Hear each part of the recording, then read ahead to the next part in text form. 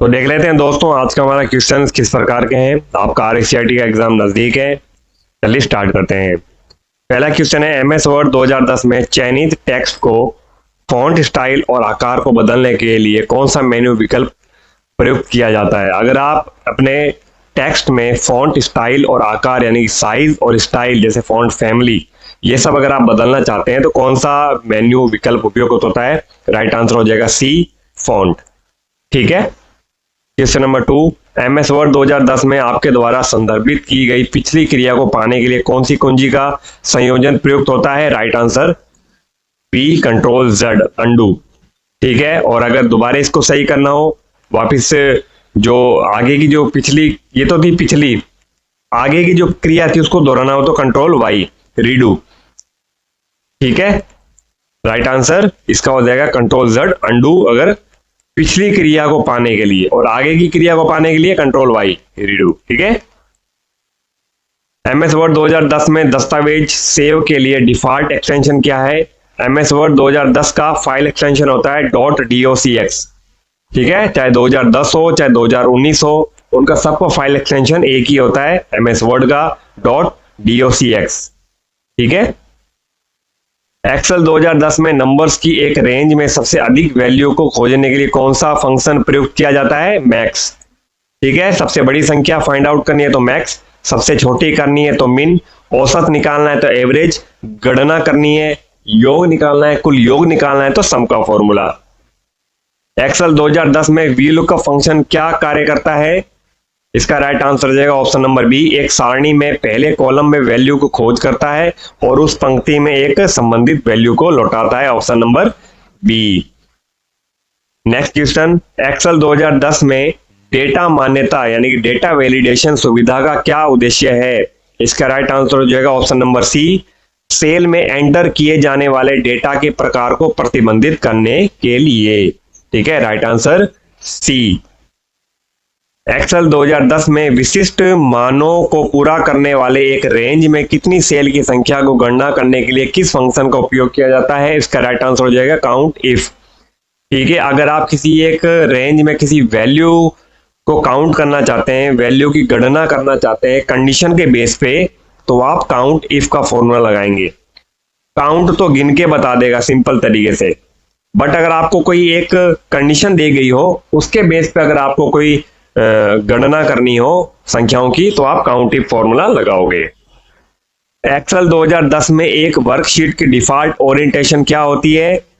Portrait. ठीक है। चाहे वो एक्सेल हो चाहे MS वर्ड हो, दोनों में बाय डिफॉल्ट जो ओरिएंटेशन होता है वो पोर्ट्रेट ही होता है, यानी कि इस तरीके से।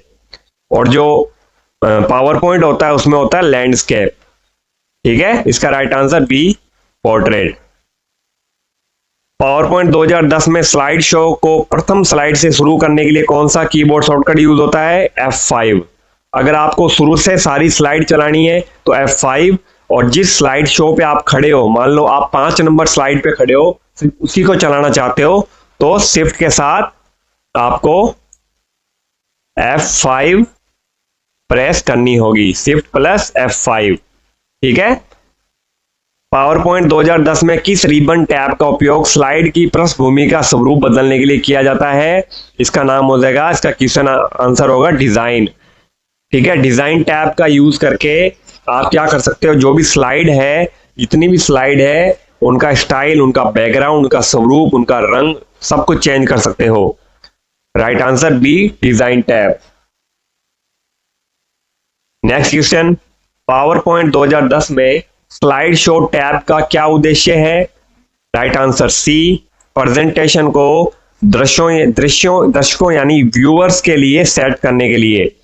ठीक है। स्लाइड शो टैब का क्या मतलब होता है कि हमारे जो दर्शक हैं, जो व्यूअर्स हैं, वो कैसे देखेंगे प्रेजेंटेशन को, उसको सेट करना हो तो आप प्रेजेंटेशन स्लाइड शो में जाओगे या स्लाइड शो टैब में जाओगे। नेक्स्ट क्वेश्चन, MS वर्ड 2010 में स्ट्राइक थ्रू फॉन्ट क्या प्रभाव करता है। इसका राइट आंसर हो जाएगा ऑप्शन नंबर बी, यह चयनित टेक्स्ट के मध्य से होकर एक रेखा खींचता है। अगर यहाँ पे मैंने लिखा है A और B, तो अगर मैं स्ट्राइक थ्रू ऑप्शन का यूज करूंगा तो बीच में एक स्ट्रेट लाइन आ जाएगी कुछ इस तरीके से। ठीक है। मूल और असंशोधित दस्तावेज का प्रमाण प्रदान करने के लिए इंक्रिप्शन तकनीकों का उपयोग करता है। राइट आंसर डिजिटल हस्ताक्षर। ठीक है, दस्तावेजों को प्रमाणित करना है, ठीक है ना, तो डिजिटल हस्ताक्षर जो है वो मूल यानी कि मेन और जो मेन फाइल होती है या असंशोधित डॉक्यूमेंट होते हैं, ठीक है ना, उसका प्रमाण प्रदान करने के लिए, उसको वेरीफाई करने के लिए आप डिजिटल हस्ताक्षर का यूज करते हो। ठीक है, राजस्थान के लिए SaaS सेवा के रूप में सॉफ्टवेयर यानी कि सॉफ्टवेयर एज ए सर्विस सेवा के रूप में प्लेटफॉर्म आधार पर एंड टू एंड क्लाउड क्या है? राज मेघ। ठीक है, राज मेघ का आप यूज करके, ठीक है, सर्विस एज ए सॉफ्टवेयर और प्लेटफॉर्म एज ए सर्विस का यूज कर सकते हो। यदि आप MS पावरपॉइंट 2010 में प्रेजेंटेशन को समाप्त करना चाहते हैं तो एस्केप कुंजी, ठीक है, ESC की होती है आपके कीबोर्ड में सबसे टॉप में लेफ्ट में ऊपर ही ऊपर, वो आप प्रेस करेंगे अगर आप अपनी स्लाइड शो को खत्म करना चाहते हैं, समाप्त करना चाहते हैं। एक्सेल 2010 में एक चयनित रेंज के लिए ऑटो सम करने के लिए कौन सा कीबोर्ड शॉर्टकट की है? अल्ट के साथ इक्वल टू। ठीक है, अगर आप ऑटो सम करना चाहते हो, सम का फॉर्मूला लगाना चाहते हो कीबोर्ड से, तो आप अल्ट के साथ इक्वल टू का जो शॉर्टकट की है वो प्रेस करेंगे। कौन सा प्रिंटर डेटा या छवियों को कागज की सतह पर तेज गति से स्याही की छोटी बूंदें छिड़ककर प्रिंट करता है? Inkjet printer. वाईफाई का पूरा नाम वायरलेस फिडेलिटी। ठीक है, निम्नलिखित में से कौन सी एक प्रकार की श्रेणी है जहां ईमेल द्वारा अनचाहे संदेश भेजे जाते हैं? Spam mail. यहां पे आपको अनचाहे मैसेज, अनवांटेड मैसेज या मेल दिखाई देंगे स्पैम मेल में। ठीक है, एक प्रकाश संवेदनशील उपकरण जो मुद्रित पाठ, चित्र या फोटो को डिजिटल बनाता है? स्कैनर। स्कैनर का यूज करके आप अपने डॉक्यूमेंट को, चित्र को, किसी प्रकार की फोटो को आप डिजिटल तौर पे कंप्यूटर के अंदर सेव कर सकते हो। स्कैनर। डॉक्यूमेंट को सेव करने की प्रक्रिया को क्या कहा जाता है? इसका राइट आंसर हो जाएगा ऑप्शन नंबर ए, किसी दस्तावेज को मेमोरी से स्टोरेज माध्यम में कॉपी करना। सेव करने से क्या होगा? आप अपने किसी भी डॉक्यूमेंट को कंप्यूटर की मेमोरी में सेव कर सकते हो। Right answer A. MS Excel function left VMOU2 का आउटपुट क्या होगा? मैंने आपको लेफ्ट का फॉर्मूला बता रखा है। लेफ्ट का फॉर्मूला क्या करता है? आगे के कैरेक्टर को जो है वो फाइंड आउट करके देता है, जितने भी आपको कैरेक्टर चाहिए। तो ये जो VMOU है, अगर आप लेफ्ट का फॉर्मूला लगाते हो और 2 वैल्यू लिखते हो तो आगे के 2 कैरेक्टर यानी कि VM देगा। अगर यहीं पे ही आपने राइट का फॉर्मूला लगाया होता तो OU आता। यहां पे अगर आपने 3 लिखा होता तो VMO आता। जितने कैरेक्टर आपको लेफ्ट में से चाहिए, लेफ्ट का फॉर्मूला उतना उठा के आपको दे देगा। तो इसका जो फिलहाल राइट आंसर हो जाएगा VM। ठीक है, राजस्थान संपर्क पोर्टल के माध्यम से निम्नलिखित में से कौन सी सेवाएं प्राप्त की जा सकती है? सरकारी विभागों में शिकायतों को पंजीकृत करना। ठीक है, इसका राइट आंसर हो जाएगा C। आप राजस्थान संपर्क पोर्टल के माध्यम से आप शिकायतें दर्ज कर सकते हो, पंजीकृत कर सकते हो। पैन कार्ड के लिए कहां आवेदन करना होता है? NSDL। ठीक है, NSDL की वेबसाइट पे जाके आप अपना पैन कार्ड के लिए आवेदन कर सकते हो। ठीक है, फॉर्म नंबर 49A आपको भरना होगा, ध्यान रखना। ठीक है, MS पावरपॉइंट में स्लाइड को रीअरेंज यानी पुनर्व्यवस्थित करने के लिए निम्नलिखित में से कौन सा व्यू सबसे उपयुक्त है? Slide shorter. ठीक है, राइट आंसर स्लाइड शॉर्टर। निम्नलिखित में से कौन सा वैध खोज यानी सर्च इंजन है? गूगल, बिंग और याहू। ये तीनों क्या है? हमारे सर्च इंजन होते हैं। ठीक है, right answer C। PNR railway द्वारा जारी किए गए प्रत्येक टिकट को निर्दिष्ट 10 अंकों का एक अद्वितीय नंबर है। PNR इसका संक्षिप्त नाम क्या होता है? Passenger name record. ठीक है, PNR नंबर में ही आपको आपकी सारी डिटेल होती है, पैसेंजर का नाम, पैसेंजर का एज, ठीक है ना, आपका PNR नंबर, सारी डिटेल इसके अंदर होती है। ठीक है, 10 अंकों का आपको एक PNR नंबर मिलता है जिससे आपकी पहचान होती है कि आपका बोगी नंबर क्या है, आपका नाम क्या है, सारी डिटेल आपकी होती है उसमें। ठीक है, एनवीएसपी पोर्टल के माध्यम से कौन सी सेवा प्रदान की जा सकती है? चुनावी सूची के नाम को खोजना। राइट आंसर ए, चुनावी सूची में नाम खोजना। आप एनवीएसपी पोर्टल में जाके आप अपने नाम को खोज सकते हैं। ठीक है, चुनावी सूची में आप अपने नाम को खोज सकते हैं। निम्नलिखित परिभाषाओं पर विचार कीजिए। व्यक्तिगत पत्रों का एक बैच बनाना और प्रिंट, चैलेंज रिस्पांस मैकेनिज्म, आदेशों या निर्देशों की श्रृंखला। अब बताना है इन तीनों का राइट आंसर क्या है, इन तीनों में से। ठीक है, तो इसका राइट आंसर हो जाएगा ऑप्शन नंबर डी, व्यक्तिगत पत्रों का एक बैच बनाना और प्रिंट करना। राइट आंसर इसका हो जाएगा mail merge. Challenge response mechanism होता है हमारा कैप्चा। आदेशों या निर्देशों की श्रृंखला होती है हमारी मैक्रो। ठीक है, राइट आंसर डी। विंडोज 10 में built in real time antivirus कौन सा होता है? Microsoft window defender. ठीक है, right answer D, Windows defender जो होता है एक inbuilt antivirus real time antivirus software होता है। आपको अलग से कोई एंटीवायरस सॉफ्टवेयर डाउनलोड करने की या इंस्टॉल करने की जरूरत नहीं होती। विंडोज 10 हो, विंडोज 11 हो, उसमें विंडोज डिफेंडर पहले से एक एंटीवायरस सॉफ्टवेयर होता है। डैश दुर्भावनापूर्ण सॉफ्टवेयर है जो नेटवर्क या इंटरनेट के माध्यम से आपके कंप्यूटर तक पहुंचने से रोकने में मदद करता है। फायरवॉल। फायरवॉल क्या है? दुर्भावनापूर्ण एक सॉफ्टवेयर होता है जो इंटरनेट या नेटवर्क के माध्यम से जो भी आपके कंप्यूटर में नुकसान पहुंचाने के लिए कोई फाइल आए या वायरस वगैरह आए तो उसको रोकने का कार्य करता है। Right answer firewall. ट्रेनों के आगमन और प्रस्थान के बारे में पूछताछ के लिए सबसे एक वेब पोर्टल कौन सी है? सबसे उपयुक्त वेब पोर्टल कौन सा है? indianrailway.gov.in। ठीक है, indianrailway.gov.in पे जाके आप अपने ट्रेन के डिपार्चर और अराइवल की जानकारी प्राप्त कर सकते हैं कि कौन सी ट्रेन कब निकलती है, कब आती है। ठीक है, प्रोजेक्शन स्क्रीन या इलेक्ट्रॉनिक डिस्प्ले डिवाइस पर स्थित छवियों की श्रृंखला को प्रस्तुति को कहा जाता है। क्या होगा इसका राइट आंसर? आप मेरे को इसमें कमेंट बॉक्स में कमेंट करके जरूर बताएं कि भाई इसका जो राइट आंसर क्या होगा। इसका राइट आंसर हो जाएगा स्लाइड शो। ठीक है, स्लाइड शो। अगर आप अपने स्क्रीन पे इलेक्ट्रॉनिक डिस्प्ले डिवाइस पर अगर आप कोई भी चित्र वगैरह या उसकी प्रेजेंटेशन या सीरीज को देखना चाहते हैं, उसको प्रेजेंट करना चाहते हैं, उसको बोलते हैं स्लाइड शो। ठीक है, 1 GB कितने बराबर होता है? 230 बाइट्स, 220 बिट्स, 220 बाइट्स। तो ये चारों ही गलत हैं। 1 GB होता है 1024 MB मेगाबाइट। 1 GB में 1024 MB होते हैं, ध्यान रखना। तो ये चारों रॉन्ग आंसर है। निम्नलिखित में से कौन सा कथन सत्य है? प्राथमिक भंडारण इकाइयों में द्वितीय भंडारण इकाइयों की तुलना में तेज पहुंच, समय और कम भंडारण क्षमता होती है, यह सही है। प्राथमिक भंडारण इकाइयों की क्रमिक पहुंच होती है, यह गलत है। द्वितीय भंडारण इकाइयां नॉन वोलेटाइल भंडारण है, यह सही है।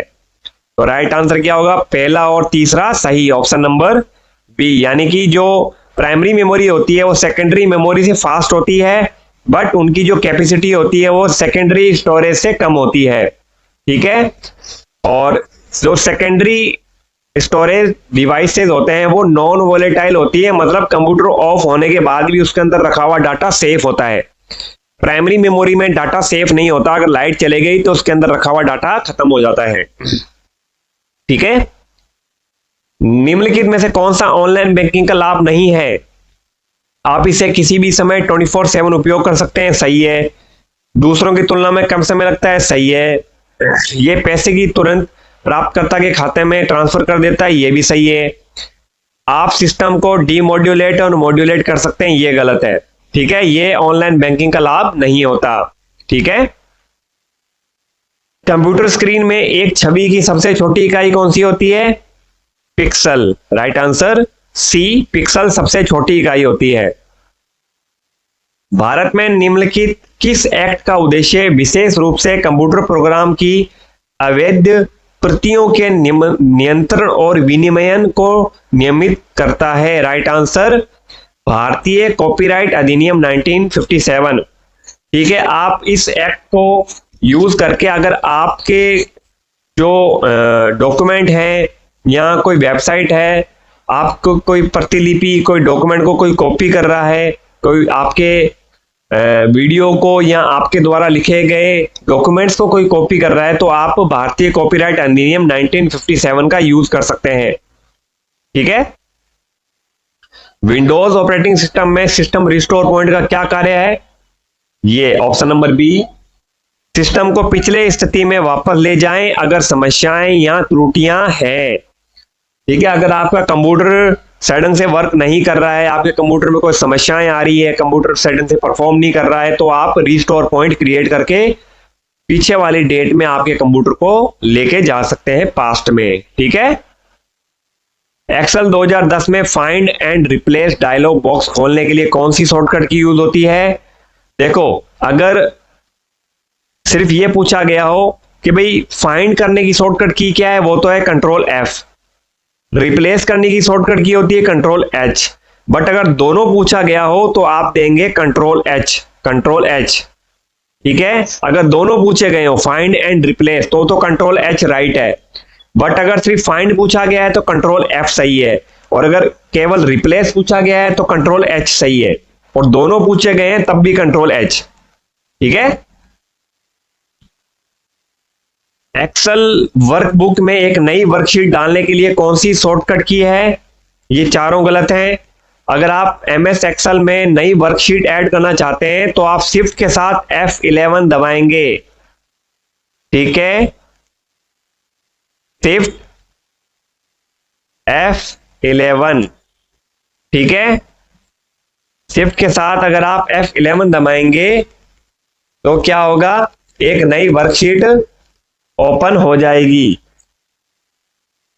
ठीक है, शिफ्ट के साथ F11। नेक्स्ट क्वेश्चन 42, निम्नलिखित में से कौन सा एप्लीकेशन प्रोग्राम आमतौर पर पीडीएफ फाइलों को देखने के लिए उपयोग होता है? Adobe reader. ठीक है, अडोब रीडर का यूज करके आप पीडीएफ फाइलों को देख सकते हैं। ठीक है,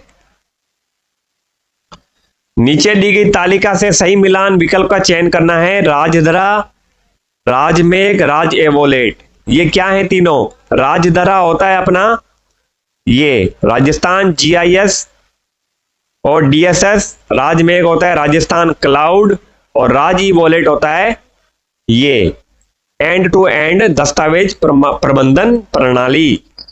ठीक है, तो राजधरा क्या होता है? जियोग्राफिकल इंफॉर्मेशन सिस्टम होता है। ठीक है, अगर आपको कुछ ढूंढना है, ठीक है, ग्लोबल सर्च करना है, जियोग्राफिकल कोई लोकेशन सर्च करनी है, तो आप राजधरा में जाओगे।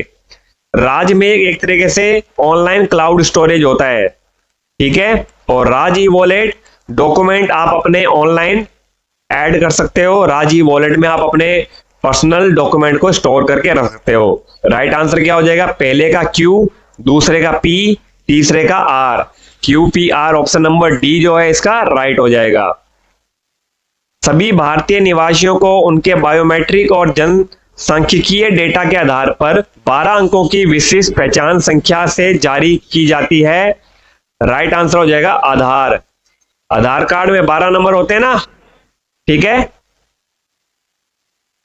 एक हार्ड डिस्क को ट्रैक्स में विभाजित किया जाता है, जिन्हें आगे निम्न में विभाजित किया जाता है सेक्टर्स। ठीक है, जो आपकी हार्ड डिस्क होती है ना, उसके अलग अलग भागों को डिवाइड किया जाता है। जैसे मान लो 500 जीबी की हार्ड डिस्क है, उसको 3 भागों में बांट दिया। जैसे एक को कर दिया 100 जीबी, एक 200 जीबी और एक 200 जीबी। तो ये जो अलग अलग पार्ट डिवाइड किए गए हैं इनको बोलते हैं सेक्टर। अलग अलग सेक्टर्स में, जिसको बोलते हैं ड्राइव, हार्ड डिस्क ड्राइव। ठीक है, राइट आंसर सेक्टर्स। यदि किसी सेल में सामग्री बड़ी है और सेल में दिखाई नहीं दे रही है तो हम एमएस एक्सेल में कई लाइनों पर प्रदर्शित करके सेल के भीतर सभी सामग्री को दृश्यमान बनाने के लिए उपयोग करते हैं। इसका राइट आंसर हो जाएगा fit cell on one page. ठीक है। मर्ज तो क्या करता है, अलग अलग लाइनों को एक कर देता है, जैसे ये लाइनें हैं इन सबको क्या करेगा, एक कर देगा। रैप टेक्स्ट क्या करता है, अगर कोई नाम है वो एक सेल में नहीं आ रहा है, हम उसको उसी सेल के अंदर नीचे लेके आना चाहते हैं, तो आप रैप टेक्स्ट का यूज करोगे। ठीक है। But fit cell on one page क्या होगा कि अगर आपकी एक वेबसाइट, आपकी एक सामग्री बहुत बड़ी है, वो अलग अलग सेल में है, आप चाहते हो कि जब वो प्रिंट होके आए तो वो आप ऑटोमेटिक उस पेज को सेट कर दे, तो आप fit cell on one page का यूज करोगे। ठीक है। 47 मानव और मशीन में अंतर करने के लिए इंटरनेट पर प्रयुक्त चुनौती प्रतिक्रिया प्रमाणीकरण को कहा जाता है कैप्चा। Right answer captcha. ठीक है। मानव और मशीन में अंतर करने के लिए कैप्चा का यूज होता है। MS office power point macro सक्षम प्रेजेंटेशन का फाइल एक्सटेंशन क्या होगा, .pptm। ठीक है। .pptm माइक्रो, अगर मैक्रो की कोई फाइल है तो उसका जो फाइल एक्सटेंशन होगा वो क्या होगा, PPTM, power point presentation macro. निम्नलिखित में से कौन सा डिजिटल भुगतान का एक तरीका नहीं है, MICR। RTGS होता है, ठीक है, IMPS होता है, NEFT होता है, MICR नहीं होता। ठीक है। लास्ट क्वेश्चन, MS वर्ड में गटर किससे संबंधित है, मार्जिन से संबंधित है। ठीक है। गटर क्या करता है, एक मार्जिन सेट करता है आपके पेज में। जब आप किसी टेक्स्ट को बाइंड करते हो तो उसमें यहाँ लेफ्ट साइड में हम क्या करते हैं, थोड़ा स्पेस छोड़ते हैं। ठीक है ना, ताकि जो आपके टेक्स्ट है वो कट ना जाए जब अपन बाइंडिंग कराएंगे, कवर वगैरह चढ़वाएंगे। तो अब मार्जिन सेट करना हो तो गटर ऑप्शन का यूज करते हैं। तो ये थे अपने आज के 50 क्वेश्चन दोस्तों। उम्मीद करता हूँ आपको ये क्वेश्चन समझ में आए होंगे। मेरे को कमेंट बॉक्स में कमेंट करके बताएं कि आपके इनमें से 50 में से कितने क्वेश्चन सही हुए हैं। ठीक है। आपके आगामी एग्जाम के लिए आपको best of luck, all the best. मिलते हैं आपसे नेक्स्ट वीडियो में। बहुत बहुत धन्यवाद।